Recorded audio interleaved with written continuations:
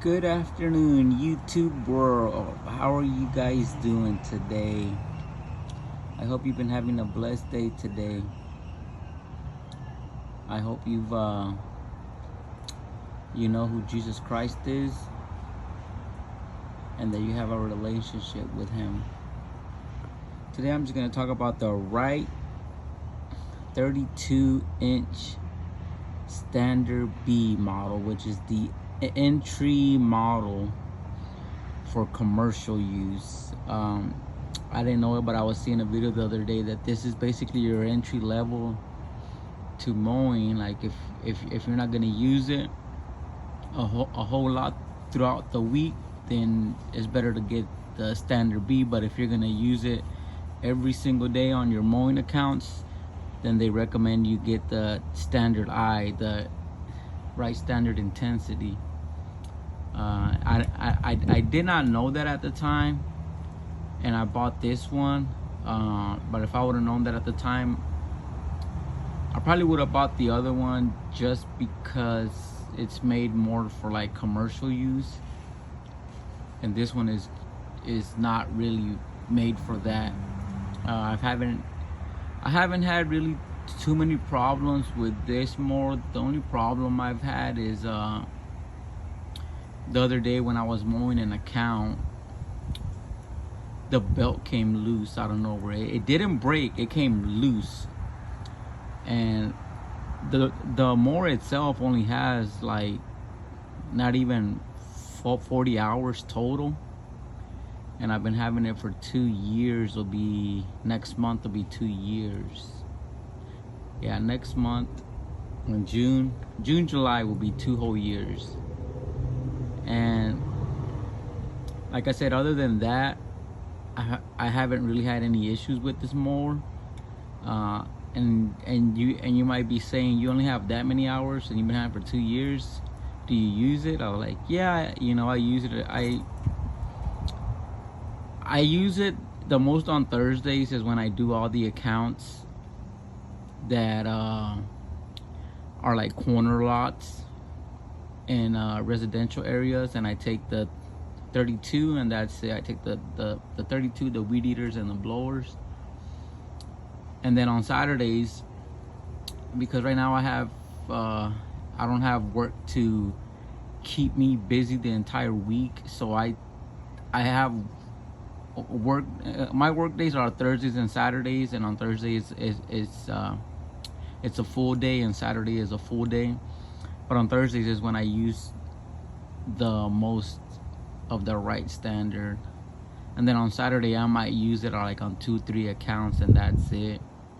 No, actually, well, this Saturday that passed, I started using it on more accounts on the Saturday route, because I do have this one cul-de-sac, and I got like four accounts on that cul-de-sac, not all together. I got 2 and then 2. And this weekend I have an account that's probably a half acre on that one house, and this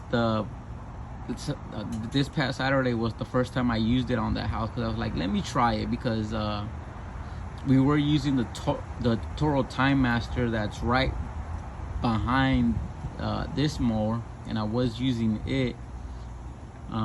And then we would use the Toro, and we would use the smaller one, the Husqvarna 21-inch on that house. And you're probably like, why would you use those mowers if it's a half acre and not the big one? Because the grass doesn't grow on like half the property. You might have a few like weeds that are sticking up on like half the property of the half acre. So if you're talking about a half an acre, a quarter of the acre of the house, you don't even have to mow. You just have to hit it with the weed eater where the weeds are sticking up, and that's it. And then on the other half of the property, which is, let's say 10,000 square feet, is a quarter, because an acre is a little bit over 41,000 square feet. So because it's only 10,000 acres that were 10,000 square feet, I apologize, that we're technically mowing, you don't need the Wright Stander. I mean, you could use it, but you know, I usually have the Wright Stander all the way in the front, and then I have the Husqvarna right behind it, and then I have the Toro Time Master. So I would have to get the two mowers and then take that one off and then put everything else up. And I don't know, I just have a certain way I like to do things.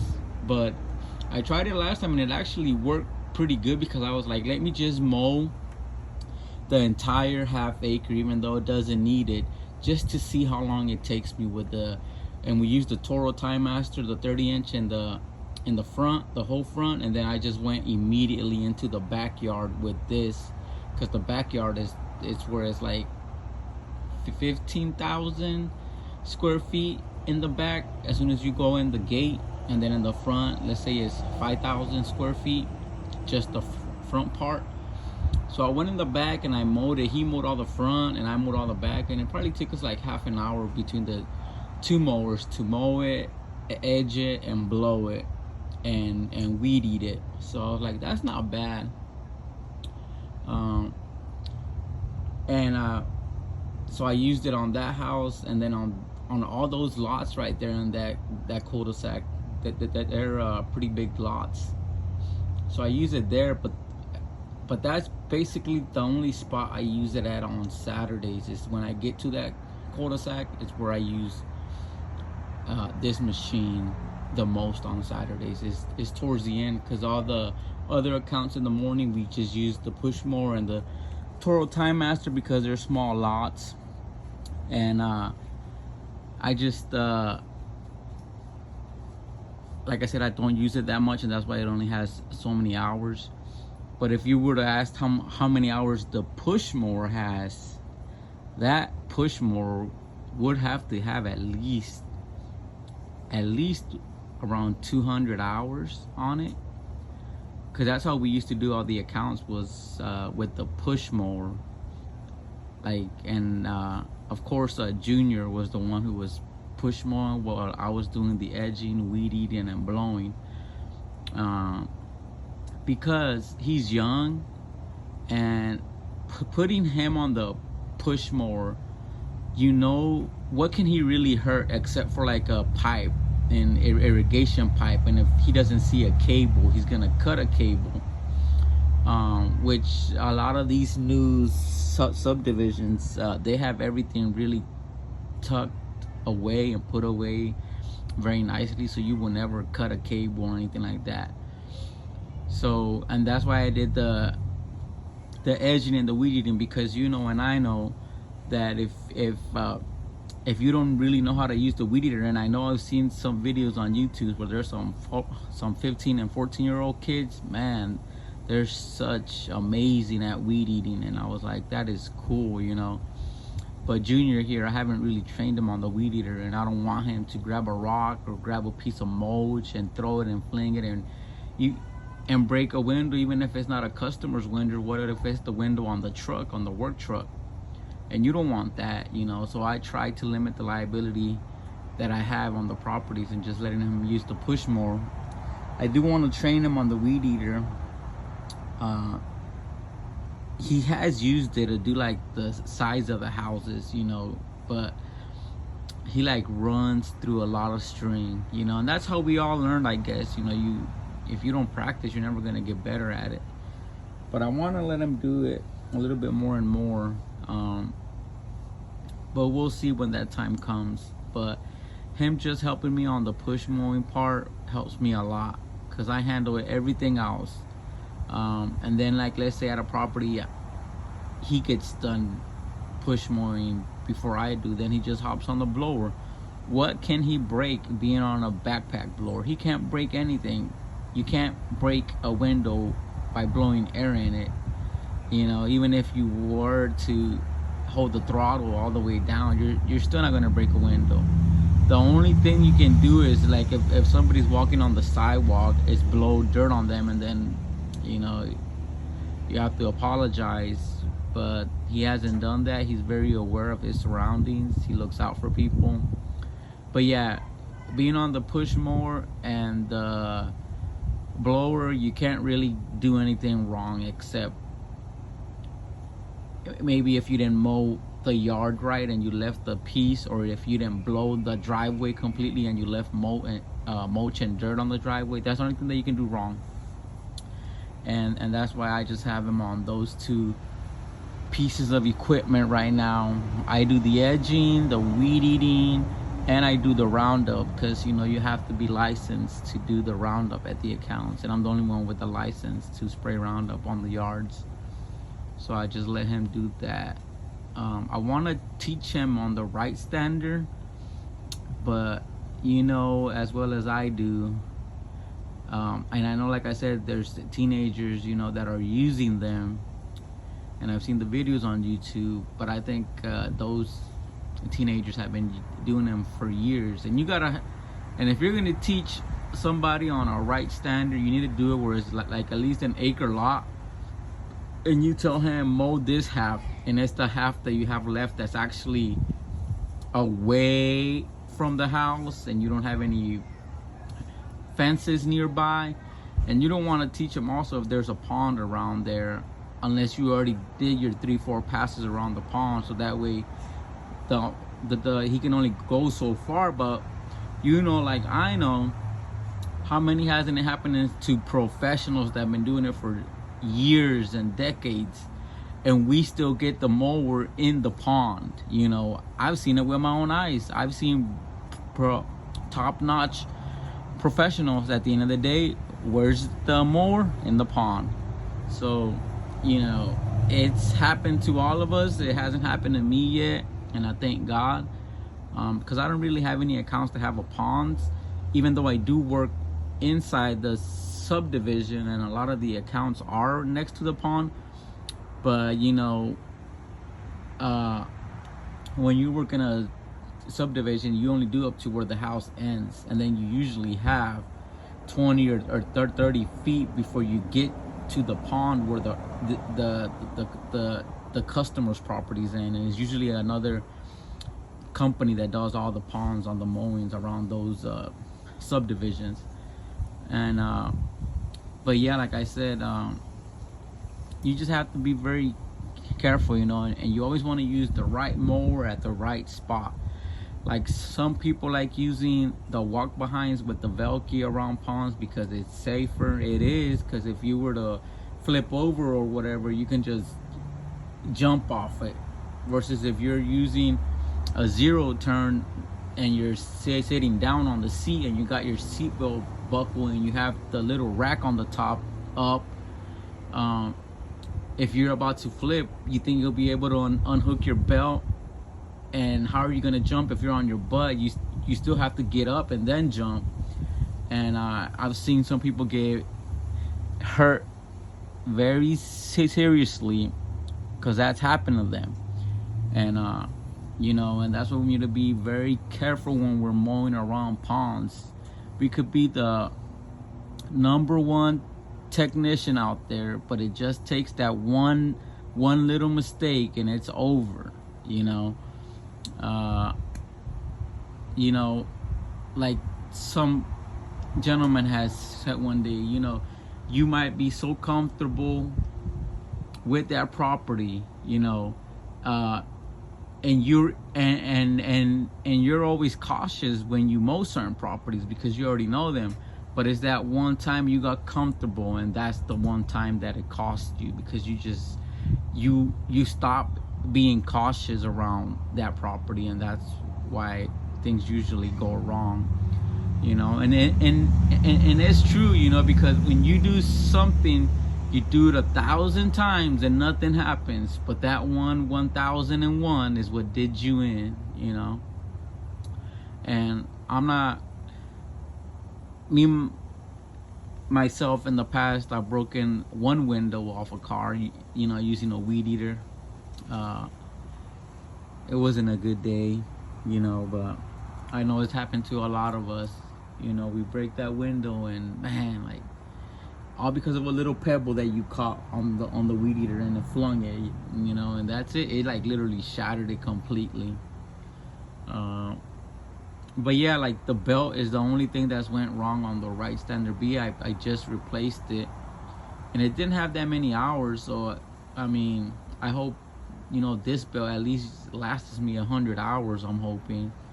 But if that's the only thing that I need to replace every now and then it's okay. It's not a big deal, you know. I wouldn't want to replace it, you know, because the other one was good. It's just that it came off and it got stuck in the and just in that one spot where I couldn't get it out. It got stuck. I tried to get it out. I tried to get it out and I couldn't. So I finally I called the dealer, and they went ahead and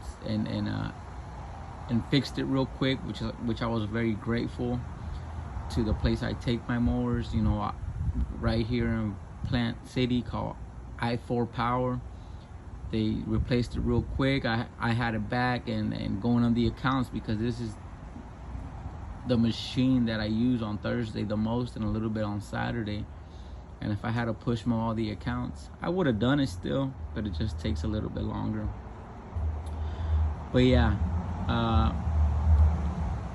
I don't know if I'm gonna buy a bigger one as the business keeps growing, because where I'm picking up the majority of my accounts, this is more than enough for what I have to do, you know, more than enough. Now if I started doing commercial properties, of course I would get a bigger machine, but for right now where I'm at, this is more than enough, and I'm grateful to God that I have this machine, you know. Is it gonna pay itself off? Yeah, it's gonna pay itself off, you know. You just have to get accounts, and the way I've been picking up accounts is I'm just concentrating on this one subdivision, is where I have 98% of my accounts is in one subdivision, and that's the subdivision I'm concentrating all my efforts. I don't do social media or nothing like that. It's just, you know, leaving door hangers, knocking on the doors, stuff like that. Has been working for me, and I've been picking up accounts, so I'm gonna keep on doing it, you know. And the reason I don't use social media is because I don't have a social media account. The only one I have is YouTube. That's the only social media account I have. I don't have a Facebook, I don't have Snapchat, I don't have Instagram, I don't have the Google, MySpace, none of those. I don't have none of those. I was trying to do Google My Business a little while ago, and I only wanted to throw like $100 a month into advertising. But you know, when you go on Google, it's gonna show it to, I'm pretty sure, to everybody in Hillsborough County, and I don't just want to go everywhere. I just want to concentrate on one area, and that's it, and focus all my attention on there. And that's why I'm just gonna keep doing it myself. It's been working out pretty good, and I thank God, because I think God's the one that literally sent all those customers to me, because they're such great customers. Like, I got the best customers in the world, and you know, I technically see them as more as a family and not customers, you know, because I talk to them, I speak to them on a weekly basis. So I don't really see my customers as customers. They're more like family, you know, because they get to know me and I get to know them as the weeks and months and years go by, you know. And but yeah, the Wright Stander is more than enough for me. I've used all the zero turns, the X marks, the Toros, the John Deeres, the Graveleys, the Husqvarnas, but for this model I went with this more because I've used it before, and this model was the one that I just liked how it worked, you know. And that's why I went with this one, you know. So if I were to go back and buy another mower, would I buy the Wright Stander? Yes, I'll buy the Wright Stander, even though even if I knew at hour 38 the belt was fixing to break. So I would still do it again and ride with it, you know. But God bless you guys, and thank you for taking the time and watching this video. If you have any questions, if I can answer them, leave them in the comments. If I don't know the answer, I'll let you know, and I'll try to do a little bit of research to get that answer. But the engine on here is the FS600V, 18.5 horsepower, which is more than enough for mowing residential lawns, you know. But that's all I do, residential lawns. And right now I just put the bungee cord on here to keep the flap up at all times. And I do want to get the chute eventually, and I also want to get mulching blades because it just has the regular standard blades on there. But that's another project for another day. But God willing, soon it's gonna have the chute. It's gonna have mulching blades. I just like mulching blades. I think it does a good job on the accounts. But for right now, I'm gonna do this and keep riding with it. God bless you guys. Stay safe. Be kind to one another. Peace.